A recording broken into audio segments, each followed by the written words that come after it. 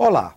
O conflito, a disputa, o contraditório são as marcas dos processos judiciais. Quando se julga uma causa, em geral, uma parte é vencedora, a outra parte condenada. Mas existem outros caminhos na busca de se fazer justiça. A conciliação é um deles. As partes são chamadas ao diálogo. Busca-se um consenso que seja mais proveitoso para os envolvidos. Se der certo, a iniciativa leva à economia de dinheiro e de tempo. Em razão disso e da necessidade de desafogar o poder judiciário em todo o país, o novo Código de Processo Civil vai dar destaque à prática de conciliação. No estado de Goiás, o Tribunal de Justiça vem obtendo sucesso com as bancas permanentes de conciliação e os mutirões, que são feitos de tempos em tempos para agilizar os acordos. Esse é o assunto do programa Cidadania. Nós vamos conversar com o juiz de direito, Fernando Ribeiro Montefusco. Ele é presidente da Comissão do Movimento pela Conciliação em Goiás. Obrigado pela sua presença aqui no nosso programa. Eu que agradeço, André, e é um prazer estar aqui conversando com você. Muito bem. Antes da gente entrar nesse assunto, a gente vai ver uma matéria sobre a questão da conciliação. Só um momentinho. O atraso ao pagar o financiamento de um carro gerou uma dívida bastante alta para a esteticista Francisca Maria. Insatisfeita com a cobrança de algumas taxas e do montante de juros, ela procurou a justiça. O processo poderia ter se arrastado por anos, não fosse a conciliação. Passados 10 meses, o banco decidiu propor um acordo.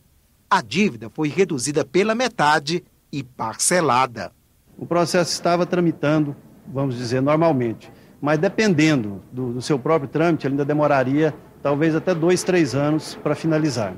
E com essa banca permanente de conciliação, nós alcançamos o objetivo, que era rever os valores. Resolveu, para mim, está ótimo. A conciliação beneficia não só quem processa, mas também quem é processado. É um capital que entra para o banco, um capital que demoraria quase 3 anos para retornar ao banco, já entra agora, né, no momento da conciliação. O banco ele já estuda o processo, ele já vem com o processo, ele já vem com o valor da proposta para cá, né? Então fica bem fácil de viabilizar o acordo.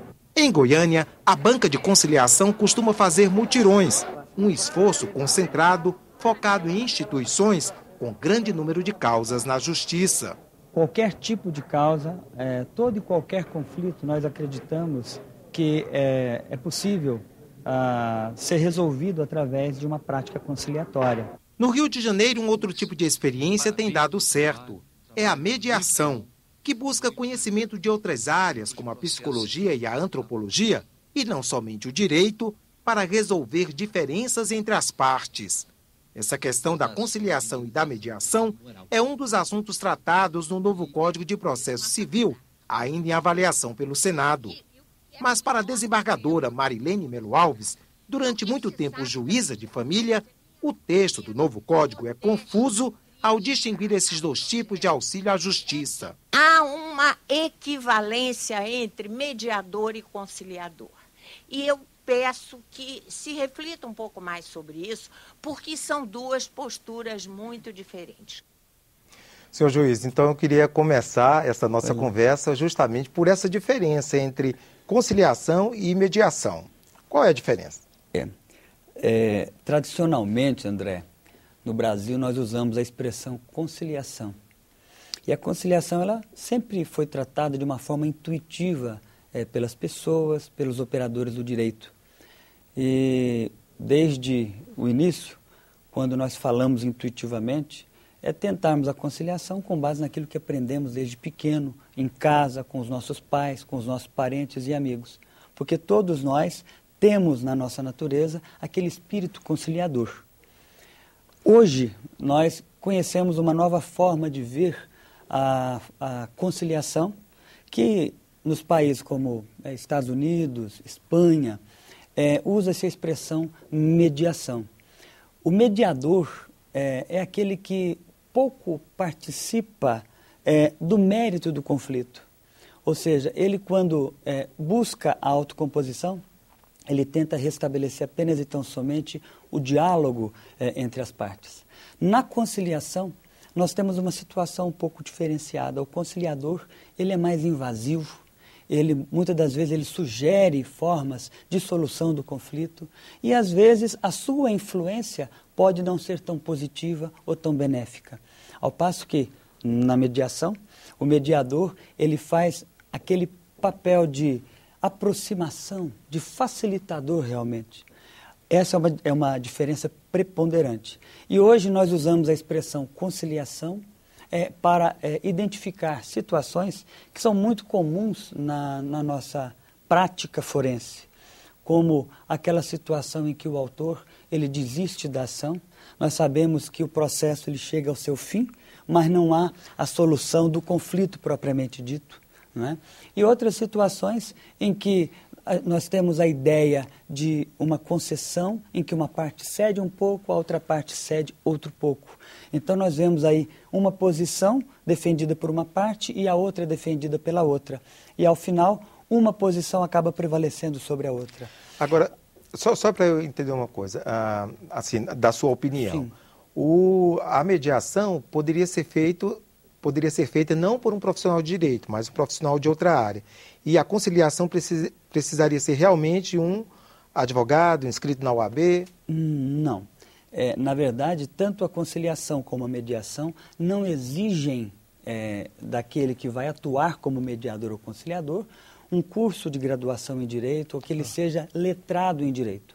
O que é a preocupação hoje do Poder Judiciário é que aquele que atue com a conciliação e com a mediação, que ele tenha conhecimentos apropriados, ferramentas próprias que não são jurídicas e que não são do direito para lidar com pessoas. Ou seja, é humanizar a relação social. Um conflito, ele traz uma série de ruídos, eu costumo dizer. A comunicação, ela não é satisfatória, porque geralmente um se volta contra o outro e culpa o outro por estar ali envolvido naquele conflito. E quando o mediador ou o conciliador está ali e ele consegue traduzir, revelar, identificar as questões, a questão do sentimento, as emoções, e consegue amenizar tudo isso, ele consegue fazer com que as pessoas lidem com o conflito de uma forma realmente prospectiva, ou seja, buscando a solução para o futuro e não olhando para o passado, querendo um atribuir a culpa ao outro. Vamos falar um pouco da experiência exitosa de Goiás. Vocês estão há quase 4 anos, né, com a prática de conciliação. São 7 bancas em Goiânia e mais 18 bancas no interior, nas cidades de Alto Paraíso, Anápolis, Cachoeira Alta, Caldas Novas, Campos Belos, Formosa, Rio Verde, Rubiataba, Uruaçu, entre outras. Verdade. Então, como é que está sendo esse tempo, né, de investimento em conciliação em Goiás? André, a nossa experiência em Goiás tem sido extremamente positiva e tem nos estimulado a continuar fazendo um trabalho da natureza como nós temos feito. Desde quando nos preparamos na capacitação aqui no CNJ, conhecendo técnicas novas de conciliação e de mediação, nós nos imbuímos do propósito de difundir realmente a cultura da conciliação em Goiás. E uma das formas que nós encontramos, porque são diversas frentes, foi da constituição e do estímulo de pessoas, segmentos sociais, a se tornarem parceiros do Poder Judiciário, constituindo bancas permanentes de conciliação. Essas bancas permanentes, elas são normalmente supervisionadas pelo Poder Judiciário. Um juiz supervisor, ele acompanha desde o momento da constituição e o funcionamento dessa banca. Lá são realizadas, então, audiências pré-processuais, que são aquelas conciliações que ocorrem antes mesmo do surgimento do processo. Nós começamos com uma banca, a partir do momento da divulgação, a partir do momento do convite dos parceiros, que normalmente são faculdades, pode ser a OAB, Ministério Público, enfim. Nós queremos que parceiros sérios, com idoneidade, se juntem ao Poder Judiciário. E com isso nós estamos aí a cada instante recebendo propostas para formação de novas bancas. Como você disse, no interior de Goiás nós já temos 18 bancas em funcionamento.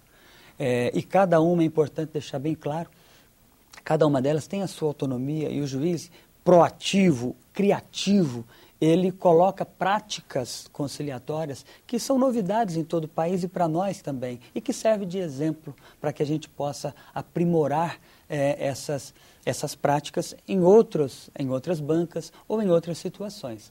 Começamos com a banca permanente de primeiro grau, depois passamos para a banca permanente de segundo grau. Então nós temos em Goiás as bancas permanentes de conciliação de primeiro e segundo graus, que são ali dentro do Tribunal de Justiça. Agora, existem aquelas bancas que surgem realmente com a participação da sociedade em geral. E é importante colocar também que quem participa como conciliador, quem funciona como conciliador, é o voluntário. Ou seja, uma das preocupações do CNJ e também do Poder Judiciário de Goiás é de abrir as portas do Poder Judiciário para a comunidade, para a sociedade. E a causa é eminentemente social. O que acontece? Nós, com acadêmicos de direito, né, pessoas de idoneidade, designamos essas pessoas para funcionarem como conciliador. Eu tenho uma situação curiosa, porque algumas comarcas do interior nós não temos estudantes de direito, não temos faculdades. Então, quem figura como conciliador nessas bancas são os vereadores, são os populares. E nós temos uma situação em que, curiosamente, o padre da comunidade e um pastor da comunidade que integram a banca permanente de conciliação. E, sem dúvida nenhuma, a credibilidade que essas pessoas inspiram para nós é de grande valor para que a gente possa realmente difundir o valor da conciliação para a comunidade. Usando a expressão do mundo da diplomacia, né? Pessoas que já são acreditadas pela comunidade, né?